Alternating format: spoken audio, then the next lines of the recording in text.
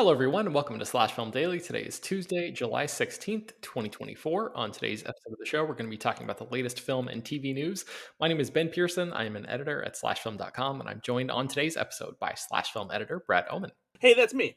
All right, Brad, somebody who apparently works for Regal wrote in and sent us an email that I wanted to read at the top of the show today. They said, on a recent episode, you mentioned Regal is in the midst of a bankruptcy and might not be around much longer. We, in fact, exited bankruptcy in 2023 and just announced $250 million in capital raised to renovate current locations.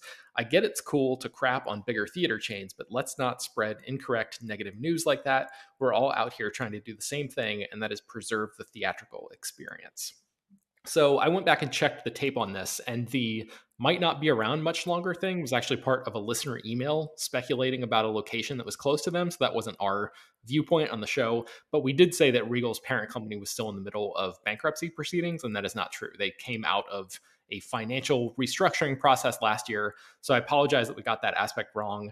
I want to thank the person who sent this in for calling us out on it. I obviously never want to purposefully spread any incorrect information on the show, so I do appreciate that. Also, I would like to say Regal, as far as the major theater chains go, definitely is better than AMC. If I go to a Regal, it's usually in better condition than an AMC location, so that's good. Excellent. Yeah, I wish I had a Regal around me. I just don't have one within like reasonable driving distance. I would like to do like a compare and contrast of my local AMC, but I just don't have that opportunity really. The day after that episode came out where we were talking about the subject, the Hollywood Reporter published an article that this emailer mentioned about Regal raising $250 million. So we couldn't have known about that at the time of our original recording, but the larger point still stands, and I'm glad to see that Regal has the opportunity to put money into its theaters to try to improve that theatrical experience for everybody. So I just wanted to mention that up top. All right, let's get into the news here. Unfortunately, we need to start with two more obituary mentions here. Shelley Duvall and Shannon Doherty both passed away.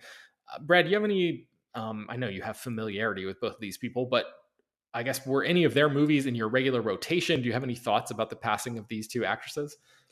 I mean, The Shining is, a certified classic, and of course, that's the movie that everyone often equates with Shelley Duvall, especially considering the stories that came out from behind the scenes afterwards and the trouble working with Stanley Kubrick. And it's even more tragic knowing that Shelley Duvall's health later in life, especially her mental health, took a turn for the worse, and it was really sad to see that someone like that takes such a sad turn. So Yeah. it was really upsetting to hear about that, but she has a legacy that will live on, and hopefully some of it will also serve as a cautionary tale of so that certain actors will protect themselves and ensure that they're not in terrible positions when working with filmmakers.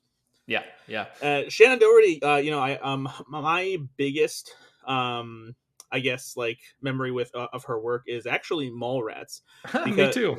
I was not a Beverly Hills 90210 kid growing up. Those shows just weren't my jam, and I didn't care about them. So I know that's what everyone loved Shannon Doherty for, because she was such an excellent villain on that show. I think actually all of the characters are probably villains on that show, but but yeah, she was especially young, and so it really is tragic that she ended up passing away so soon. Yeah, I actually had the chance to work with Shannon Doherty for a little bit. What? I was just like working as a production assistant on a series of commercials when I was living in LA, like the early days when I first got out there, and was just sort of bouncing around and just working, scrapping around and doing whatever jobs I could. And she was the star of, I don't honestly don't even remember what even the commercial was, but I ran the teleprompter while she was reading it, inside the camera or whatever. So it was kind of cool just to, I mean, I think we probably said 5 words to each other, but she was very nice on the set and was super professional and all that, which is like, you would think that that would be the baseline, but honestly, there have been so many stories of people who just like sort of especially in a scenario like that, like a sort of low grade commercial that like, actors often feel like that stuff is well beneath them, and like Yeah. they sort of stomp around and kind of treat people like trash often, but that was not what happened with Shannon Doherty at all. So I just wanted to Well, it's mention good to that. hear. Yeah. All right. So let's get into some happier news here. Let's talk about some trailers. So, Captain America: Brave New World. That trailer was released. Actually, all of these trailers have been released. Like, let's call it over the past week or so since we've done a new episode. So, most people have probably seen these already, but this is our first regular opportunity to talk about it on an episode of the podcast. So, what did you make of this trailer, Brad? I thought it was decent. I think it has a good edit for a teaser trailer. I really liked the way it did the graphic bumpers to like the beat of the drum and made it have like a certain amount of intensity. It really is pushing back on the political action thriller vibe that the Winter Soldier had. But I can't help but be worried about the looming shadow that is all the behind the scenes news about this movie, because this is a movie that had to endure drastic reshoots, so much that Giancarlo Esposito's character in this movie wasn't in the original script and was added in rewrites for those reshoots, Yeah. and that's a concern. But what they show looks decent. I like seeing Harrison Ford as Thunderbolt Ross. Feels like he's got the right gruff demeanor to carry on that character from William Hurt, who unfortunately passed away a little while back. And I think there's some cool stuff here. Obviously, like you can complain about some of the visual effects not looking polished, but like that's just the nature of teaser trailers. Those shots aren't going to be completely finished and ready for the big screen. That's just how it is. So you have to accept that and not be overly critical of it. But yeah, if anything, I'm curious and I would like to be optimistic about it, but I'm definitely worried. Yeah, I find myself in the same boat, and I'm thinking a lot about the behind the scenes stuff. And like, I just really wish that Marvel was in the position. It would just be nice. It would be a nicer scenario if Marvel was in the position of having this next big movie. After taking some time off, and you've got Deadpool and Wolverine, which kind of feels like its own thing that's coming out this year. So to me, Captain America: Brave New World feels like the first real return to like a big like capital A action Marvel Studios type of movie that we're going to get since the, I don't know if you want to call it like the cultural collapse of Marvel, almost like that we've experienced over the past few years. I just wish that the scenario was such that Marvel had a really, really strong movie with great bones to it, where there were no troublesome behind the scenes stories, and they could just come out and put their best foot forward. And then people could just talk about the movie as it exists rather than, you know, us experiencing this worry that we have. And I'm sure we're going to do our best to try to talk about the movie that we get, the final cut, and try not to get too much into that behind the scenes stuff unless Yeah. it's just like blatantly obvious, which sometimes it is, when in the final product, and there's nothing you can really do about that. So And there's a good chance too that most of general audiences will just be blissfully unaware of any of that even happening. Because like yeah. I even have a couple friends who love Marvel movies and stuff like that, and uh, they're also okay in the same position where they feel like Marvel's kind of like teetering right now on not doing things so well.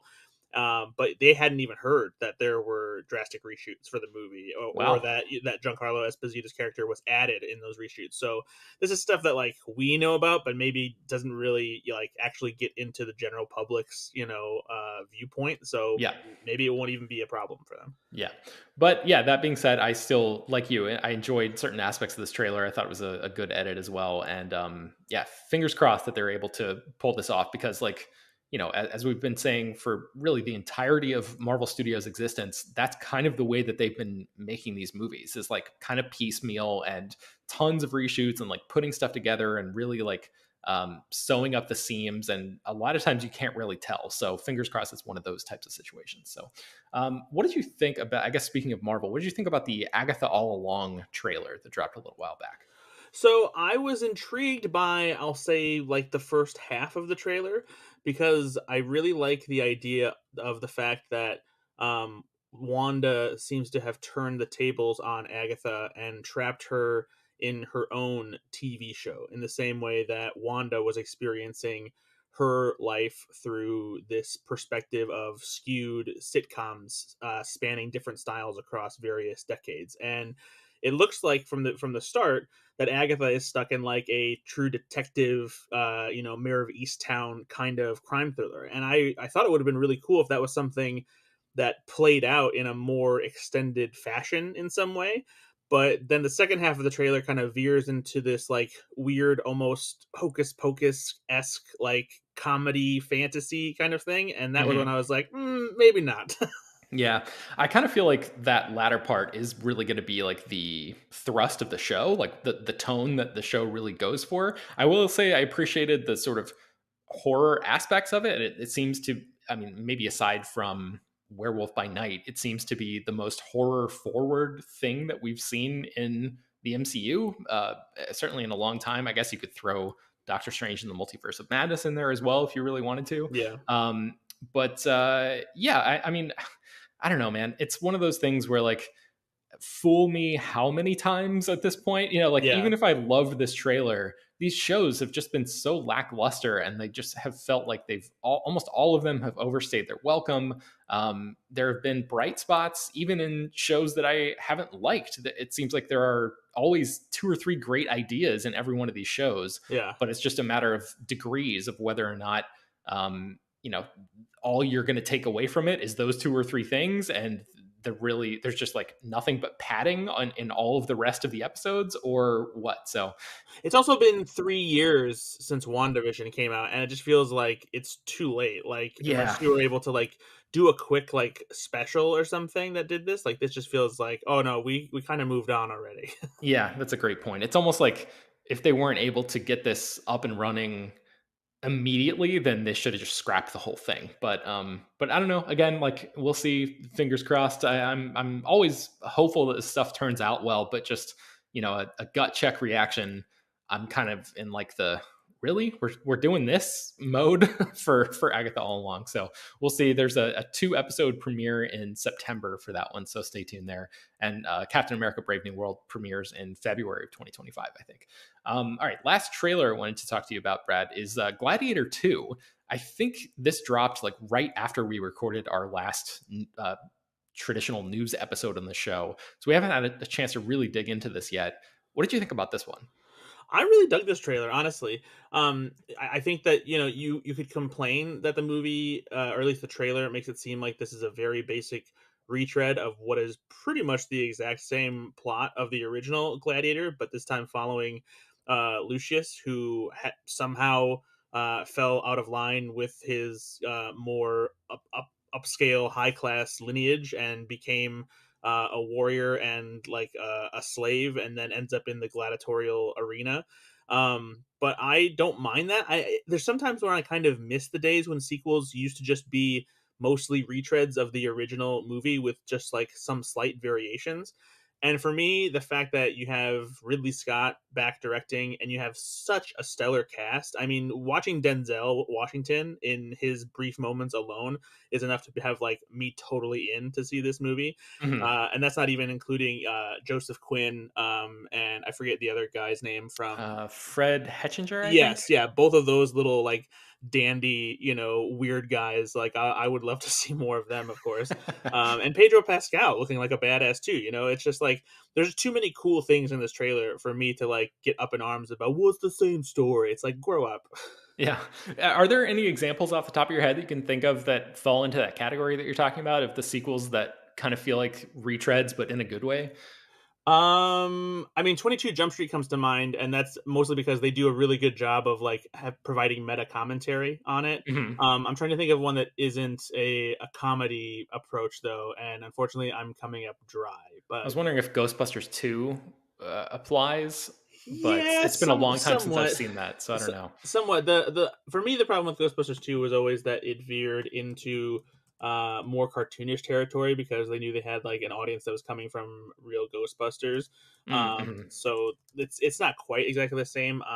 Yeah, I wish I had thought of like uh movies that kind of fit that bill, but I'm coming up dry, so No, sorry. no worries. I'm putting you on the spot. So, yeah, for me, like I also really enjoyed this trailer. I remember when I don't know. I guess when I was kind of coming up as a movie viewer and like really in the pocket of going to the theater all the time, there were movies like Troy and Alexander and King Arthur and Kingdom of Heaven and 300. Like these were the movies that were sort of all the rage during that period. So there's something slightly nostalgic about this trailer for me in a weird way. That's this sort of like throwback to this sword and sandal epic that used to be like a huge deal in like the 1950s and 60s, and then kind of like dropped out of favor for a while, and then was really brought back in the early 2000s in a big way because of the success of Gladiator. And so just to see the cycle come all the way back around with now Gladiator 2 coming out, I don't know, there's just something that feels a little like uh, it's weird to be like, "Aw, Gladiator 2, buddy, I missed you." You know, like that kind of thing for a movie where there's like sharks eating people in the Coliseum and like some gnarly violence and stuff. But that's Yeah. kind of how I feel about it. So I'm excited about it. Paul Mescal looks pretty fantastic, I think. And yeah, I'm right there with you in terms of it. It definitely looks like it's hitting very, very familiar beats, but it has been whatever 24 years since the original. So I feel like they can get away with it. And Ridley Scott is so good at, we saw this in Napoleon earlier, I guess it was late last year, where he's so good at these big scale siege tactics and like battles and all of that kind of stuff. Like there's nobody that films that stuff like Ridley does. So I'm definitely excited to see how this movie pans out. Do you think there's any sort of based solely on this trailer, Brad, and maybe your knowledge of what else is coming out this year? Do you think there's going to be like awards talk around Gladiator 2 the same way that there was around the original? Because the first movie won Best Picture. Yeah, I mean, I would hope so. I think it probably, ultimately depends on the quality of the movie once it comes out. But like, I see no reason, why it can't be. I mean, for the longest time, the Academy did like sword and sandal epics. The Academy likes Ridley Scott. There's a lot of good things pulling for it. The Academy loves Denzel Washington too. So I think there's definitely an opportunity here for it to walk away with some awards, and I hope it's good enough to warrant that kind of talk in the future. Absolutely. All right, let's take a break and then we'll be right back. Okay, I wanted to talk to you about Michael Bay's first TV show. So he's going to be directing a show that's kind of going to be coming to Netflix called Barbaric, and it's based on a Vault Comics series of the same name. I've never heard of this, but Sam Claflin from the Hunger Games movies, and he was recently in Daisy Jones and the Six, is going to be starring in this as. Let's see here. He's going to be playing Owen, a barbarian looking for redemption, and he is going to be wielding a talking demonic axe, which is going to be voiced by Patrick Stewart. And Michael Bay is directing the show. So we don't know how much Michael Bay is going to be involved. We don't know if it's like one of those Michael Mann in Tokyo Vice type of situations where he just basically directs the first episode and then kind of walks away, even though there's like an executive producer credit that goes along with that, or if he's going to be directing the whole season, or like what his level is there. But I don't know. What was your response here? Because this is the first time Michael Bay is moving into TV territory. And what do you think about him directing a fantasy Netflix show with these people involved with this premise? I'm at the very least curious just because of the Patrick Stewart connection there, because him voicing a talking axe that is apparently demonic. And I also saw someone say somewhere on social media that the axe is also horny, I think. Amazing. So yeah, please sign me up. And then plus it's been so long since Michael Bay has like done something a little different than what we've come to expect. He was doing Transformers for so long. And you know what to expect from like his traditional action movies, but this, has a fantasy flair to it. And so seeing him delve into that kind of world, I think offers a whole new playground to really have some fun. So yeah, bring on the fantasy Bayhem. I think you're forgetting about The Last Night, Brad, the Oh no, no, trust me. Transformers. I didn't forget about the last night as much as I wanted to, because I was on the set for that movie and I went to the world premiere of that movie in Chicago with my parents. And boy, Wow. that was a long movie. Oh man. Okay. And our next story here is that Shrek 5 is officially coming in 2026. I don't remember. Ryan and I may have mentioned this briefly in a previous episode, but I wanted to get your take on this because I think both of us, if memory serves, both of us really enjoyed Puss in Boots: The Last Wish. Did you like that Yes, movie? Right. yes, Okay. loved it. It was very good. So, being back in that universe, I was kind of, I don't know, hesitant to return and kind of like, man, I don't know about this. And that movie was surprisingly fantastic. So that film ends with like a very, very loose tease of more Shrek verse adventures to come. And now they're finally following up on this. I think there's been talk about another Shrek movie for a long time. I want to say Shrek Forever After came out in like 2011 or something like that, 2010 maybe. So it's been a long, long time since we've had like a standard Shrek saga movie, I guess, if you want to call it that. So, what do you make of Shrek 5? You've got Mike Myers, Eddie Murphy, and Cameron Diaz all coming back, even though Cameron Diaz like quasi retired from making movies, but she's going to be back in a new Netflix movie a little while. It seems like she's just being very, very choosy about her projects. What do you think about all this? So Shrek the Third was bad, and Shrek Forever After was worse. Mm, And I hope that they've come up with something that makes it worth returning to Shrek that is funny. And so, like, the fact that Puss in Boots: The Last Wish was very good does give me some hope, but I am concerned simply because yeah, it seems like Shrek kind of lost its way, and so I hope that they can find some of the magic that made those first two movies good to begin with. I just don't know if it's still there. Um, there's a chance that like so much has happened in pop culture since then, they can find a cool new approach to make it relevant again. But I mean, count me skeptical for now, because I just feel like the Shrek franchise really went off the rails and just like lost itself and wasn't really funny, didn't have a compelling story. And so yeah, that's where I'm at with Shrek.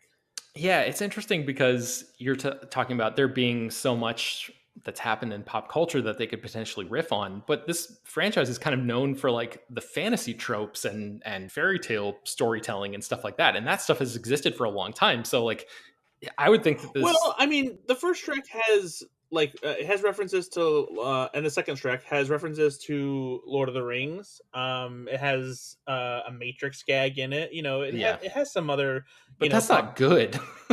I don't know. At the time, it wasn't bad. Like it's. I think that like some of the things may come off as like a little bit lazy and haven't aged as well, just because the landscape of pop culture has changed. Those references seem dated, but at the time they were fun. But I would prefer something that skews closer to like How to Train Your Dragon, as opposed to something that like fits back into the later Shrek sequel territory. So yeah, Yeah, I do wonder what like the comedy vibe will be like this time. yeah. Well, one thing's for sure, it's going to make astronomical sums of money Yeah, Shrek because is crazy big these days. yeah, people love that first movie, and Puss in Boots: The Last Wish did really well. And I just think, yeah, meme wise and everything, I just feel like this is going to be like at least $1 billion grosser. But we'll see how that goes. 2026 for that one. I wanted to ask you. I'm glad you're on for this episode about Kevin Smith's new Jay and Silent Bob movie. So we know that he's working on a new Jay and Silent Bob film, and recently he posted on his Instagram this book that looks very much like the Necronomicon from the Evil Dead movies, the Book of the Dead. And it seems to be. I'm not going to try to describe it because it's. It's basically if you took the face from the Necronomicon and you put Silent Bob's hat and goatee on it. Yeah. Okay. Yeah, there we go. Yeah. It turns out there actually was a really easy way to describe that. But yeah, as always, you can go click on the story in the show notes and see the picture embedded in there just to get your own visual of this thing. But the implication here is that this new Jane Silent Bob film could be a horror movie, or at least have horror movie elements to it. So I know you're a big Kevin Smith guy, Brad. You and I shared a love of his movies growing up, and I think you have stayed on that train much longer than I have. But what do you make of this potential horror angle for a Jay and Silent Bob story? If there's a way to keep me interested in Jay and Silent Bob, this is kind of the way to do it, because putting them in a specific genre as opposed to just having them be in a general like goofy buddy comedy adventure is an interesting approach. It could work, but my primary concern is just that the quality of Kevin Smith's writing and filmmaking, especially even with regards to Jay and Silent Bob, hasn't been up to snuff. Jay and Silent Bob Strike Back was the last Jay and Silent Bob, adventure that I truly enjoyed. And like Jay and Silent Bob reboot, it had potential to do something interesting, but it's lacking the same life and cleverness that made those original movies with Jay and Silent Bob so much fun. Even Clerks 3 was something that like it got deadly serious, almost too serious. And I don't use deadly as like an intentional pun because it is, inspired by Kevin Smith's very real brush with death. But Mhm. it was just it's missing something that Kevin Smith used to have, and it feels like he's lost in over the past decade and a half or so. Yeah. And so yeah, maybe tapping into a specific genre is something that could spark something fun for Jay and Silent Bob to get caught up in. But I don't know. I grow more and more skeptical with each new movie. Yeah. I think lore wise, there might be something interesting here because he says in the caption of his Instagram comments that, or this Instagram post, he says, this book doesn't swallow your soul, but legend has it that misuse of the book will leave the reader forever silent. So, like, maybe there's something in here about Oh, is it a how, prequel? yeah, Silent Bob, like, could be like a flashback thing to like why Silent Bob is silent or something. I don't know. It could be interesting there. But also, like, speaking to the writing aspect of it, he mentioned in, I think it was December 2023, we quoted him from an episode of his Fat Man Beyond podcast talking about writing this new Jay and Silent Bob film. And he said, I'm writing it in the way that I wrote Red State. Anytime I know where the movie's going, that means the audience knows where the movie's going. And then I'll jump forward here.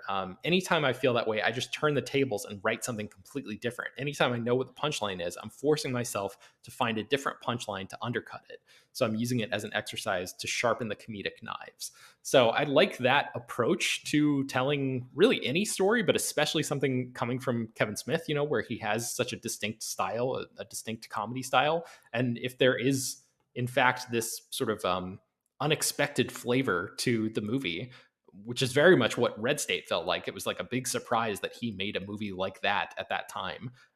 Then maybe this isn't just going to be a sort of run of the mill Jay and Silent Bob kind of thing. Maybe it will have like more of a special feel to it. So, Maybe, but I think like that's an admirable way to approach things, but also you have the potential to like overthink and like talk yourself out of something that could have been still good. Like it's this idea of going from like A to C or even A to D instead of A to B, and it's sometimes you get people lost in the middle of mm, trying to jump from one thing to another that you think that they won't expect, but then they're like, oh well, but I don't really like that either. So mhm. Yeah, yeah, that's true. Okay, a couple more news stories here. Euphoria season 3 is finally going to start filming 3 years after season 2 premiered. I don't know. Do you watch Euphoria, Brad? I haven't seen any of I it. haven't watched any of it. My fiance watched it, and she enjoyed it though. So, and I know Okay. the youths are very much into it.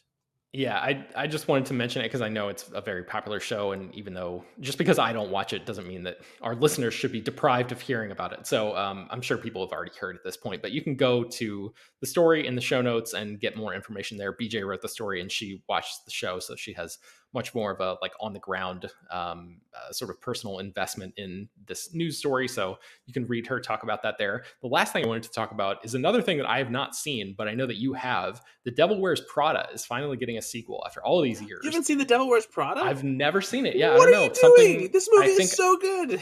I've heard it's good. My wife likes it, and there have been several times where we've been like very close to watching it at home, and then just I don't know something we've like narrowed it down to two things, and we've always chosen the other thing, and it's just kind of always been on my back burner. And I know I really need to see this, but Yeah, just watch it, 2006 was man. like not my period where I was caring at all about rom coms and things like that. So I blame my 2006 self for not seeing this immediately, and then I just never caught up with it. So I know that you, it sounds like especially you really like the first movie. So tell me about that, and then what do you think about a sequel? Like, did the first film leave you with the feeling that there should be more to this story, or what do you think about the idea of a sequel happening at all, let alone all these years later? Yeah, so yeah, I really I didn't see this movie in theaters, funnily enough, because I was kind of in the same position where I wasn't seeing.